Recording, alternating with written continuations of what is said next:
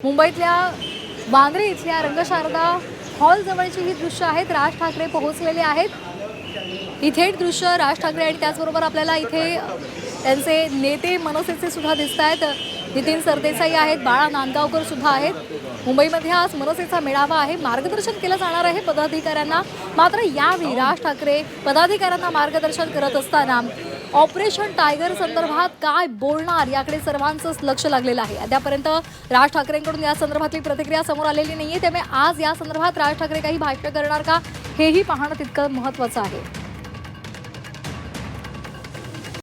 तर रंगशारदा हॉलमध्ये आज मेळाव्याचं आयोजन करण्यात आलेलं आहे। राज ठाकरे त्या ठिकाणी पोहोचलेले आहेत। राज ठाकरे या संपूर्ण मेळाव्यामध्ये आपल्या पदाधिकाऱ्यांना मार्गदर्शन करणार आहेत।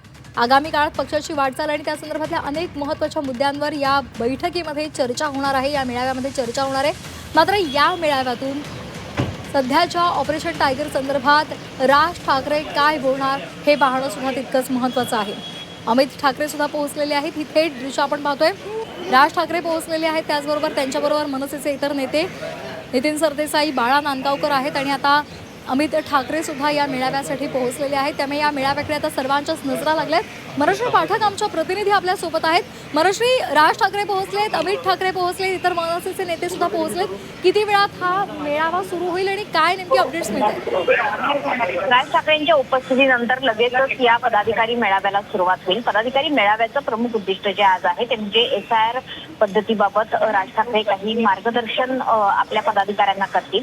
हे मार्गदर्शन झाल्यानंतर राज ठाकरे माध्यमांसमोर भाषण सुद्धा करणार आहेत। मात्र सुरुवातीला जी अंतर्गत बैठक मनसेची आहे त्यामध्ये माध्यमांना प्रवेश देण्यात आलेला नाहीये, त्याच्यामुळे SIR संदर्भात पदाधिकाऱ्यांना मार्गदर्शन करणं हा तर या मेळाव्याचा प्रमुख उद्देश आहे। मात्र यासोबतच सध्या असणारी राजकीय परिस्थिती आणि त्यात असणारी मनसेची भूमिका यावर सुद्धा राज ठाकरे काही मार्गदर्शन आपल्या पदाधिकाऱ्यांना, कार्यकर्त्यांना करू शकतील। इथून पुढे राज ठाकरे युती सोबत राहणार आहेत का, त्यासोबतच राज्यातली आणि मुंबई महापालिकेतली गणितं कशी असणार आहेत या संदर्भात सुद्धा कदाचित राज ठाकरे आपल्या पदाधिकाऱ्यांना मार्गदर्शन करू शकतात। मात्र आजच्या मेळाव्याचा प्रमुख उद्देश तो म्हणजे SIR संदर्भात मार्गदर्शनाकरता आज या संपूर्ण पदाधिकाऱ्यांचा मेळावा बोलावण्यात आलेला आहे। काल जे शिवसेनेचे वर्धापन दिनाचे 2 मेळावे पार पडलेले आहेत त्यावर काही टिप्पणी राज ठाकरे करतायत का हे बघणं अतिशय महत्त्वाचं आहे। कारण एकीकडे भावनिक साथ होती तर दुसरीकडे शक्ती प्रदर्शन होतं।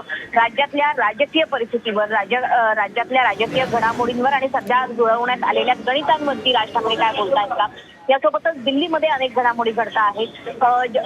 एकंदरीत जी चर्चा आहे की ज्या बिलासाठी सगळ्या खासदारांची जुळवाजुळव चाललेली आहे त्यावर राज ठाकरेंचं मत काय आहे हे समजणं सुद्धा पदाधिकाऱ्यांकरता महत्त्वाचं आहे। त्याच्यामुळे मनसेचा या संपूर्ण घडामोडींवरती नेमकी काय भूमिका आहे ही कदाचित राज ठाकरे या पदाधिकारी मेळाव्यातून स्पष्ट करतील।